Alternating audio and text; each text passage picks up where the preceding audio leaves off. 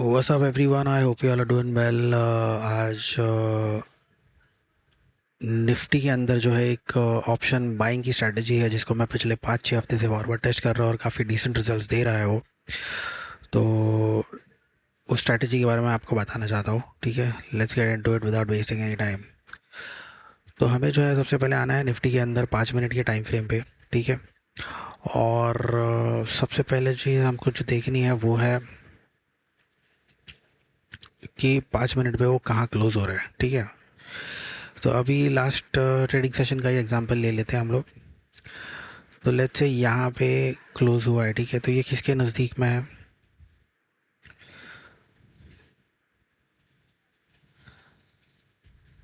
तो ये है अराउंड लेट्स से 23,950 के नज़दीक में। करेक्ट। तो हम क्या करेंगे,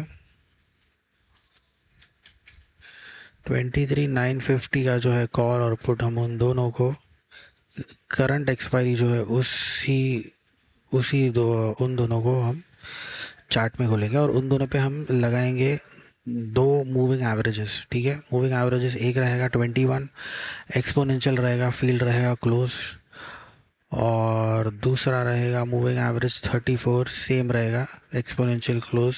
कलर अलग अलग आप अपने हिसाब से लगा सकते हो। ठीक है, अब यहाँ पे आने के बाद आपको बेसिकली अभी ये दिन है। ठीक है, इंट्राडे स्ट्रैटेजी है ये, तो ये दिन यहाँ पे शुरू हो रहा है। ठीक है, अब इन दो जो ये जो दो मूविंग एवरेजेस है, जब तक कैंडल इसके ऊपर क्लोज नहीं करती तब तक हम ट्रेड नहीं लेंगे। ठीक है, तो अभी लेट्स से फॉर एग्जांपल इसके ऊपर यहाँ पे इसने क्लोज किया। ठीक है, तो ये क्लोज करने के बाद हमको एंट्री नहीं लेनी, हमको जो है इसका हाई है इसको मार्क करना है। ओके, इसका हाई ये देखो, ये वाला जो कि था 142। तो अगर अगली कैंडल 142 के ऊपर क्लोज होती है तो हम एंट्री लेंगे, और स्टॉप लॉस जो रहेगा वो जो सबसे नीचे वाला ईएमआई है, कोई भी हो सकता है वो 21 या 34, वो ईएमआई जो रहेगा वो हमारा स्टॉप लॉस रहेगा। तो सिमिलरली अगर मैं पुट में बताऊँ तो ये देखो, हाँ, दूसरा रूल ऐसा है कि लेट्स से ये दोनों ईएमआई के ऊपर है, राइट, बट इसका मतलब ये नहीं है कि हम इमिजिएटली बाय करेंगे। ये जो कैंडल्स है इसको इन दोनों ईएमआई के नीचे क्लोज होना पड़ेगा, और नीचे क्लोजिंग होने के बाद अगर ये वापस ऊपर क्लोजिंग होता है, जैसे कि ये एग्जांपल अगर आपको मैं दूँ, फॉर एग्जांपल ये देखो, ये इसके ऊपर क्लोज होगा। ठीक है, पहले इसके नीचे आया, दोनों ई एम के नीचे आया, फिर जो है इसने यहाँ पे इसके ऊपर क्लोजिंग दी। तो ये जो कैंडल है इसका जो हाई, मतलब इसके ऊपर अगर अगली कैंडल ने क्लोजिंग दिया 5 मिनट में, तो हमारी एंट्री होगी यहाँ पे, हमारा स्टॉप लॉस जो रहेगा वो रहेगा यहाँ पे। ठीक है, ये जो ई एम हो। ठीक है, तो अभी लेट्स से फॉर एग्जांपल हमने यहाँ पे ट्रेड ली, तो हमारा जो स्टॉप लॉस है वो यहाँ पे हिट हो गया, ये 175 पे। तो अगेन ये इसके नीचे क्लोजिंग हुई। ठीक है, तो फिर वापस इसके ऊपर क्लोजिंग हुई, इसके ऊपर अगर वापस ही आई तो ये देखो दूसरा ट्रेड हमको यहाँ पे मिलता है। ठीक है, और उसका जो स्टॉप लॉस है वो अगेन यहाँ पे हिट हुआ है, दूसरा।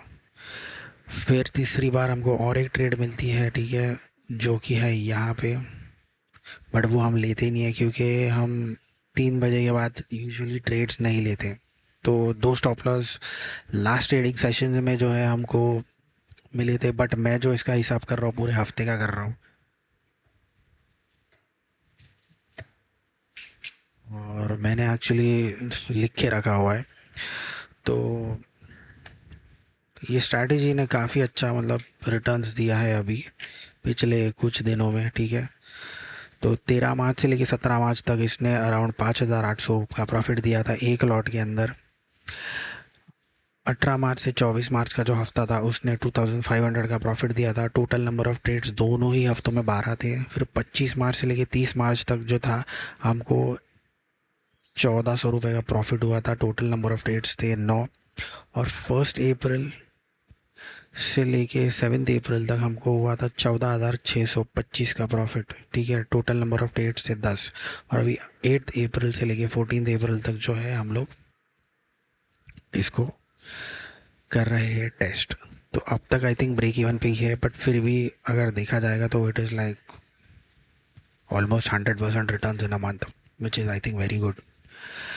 तो ये आगे के आई थिंक मैं 3 महीने और मैं टेस्ट करने वाला हूँ, और ये हफ्ते में एक बार जो है इसका वीडियो डालूंगा कि ये हफ्ते में कैसा ये स्ट्रैटेजी ने परफॉर्म किया। तो अगर आपको इसके बारे में जानना है तो प्लीज़ मेरे को कमेंट करके बताओ, और ऐसे ही वीडियोस में बनाते रहूँगा, अलग अलग स्ट्रैटेजीज़ जो है आपको दिखाते रहूँगा।